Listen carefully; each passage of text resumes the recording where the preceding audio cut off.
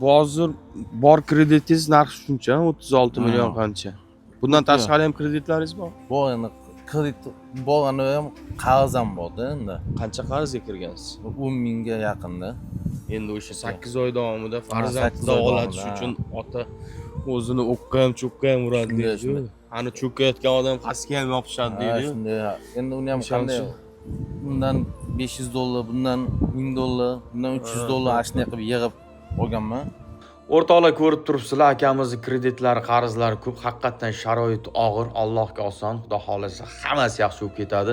Abbosxon uchun $30,000 pul yig'ildi. Ehson qilganlardan, videolarimizga befarq bo'lmaganlardan Alloh rozi bo'lsin. Ana endi bu video murojaatimiz Bekobod shahri pasport mustol xodimlariga bo'ladi. Akalar, iltimos sizlardan zagranlarimizni tezlashtirib beringlar. Imkon qadar o'sha topshirganimizga 3-4 kun bo'ldi. Abbosxonni tezda Turkiyaga olib borib operatsiya qildirishimiz kerak. Butun O'zbekiston duo qilyapti. Duo qilganlardan ham Alloh rozi bo'lsin inshaalloh.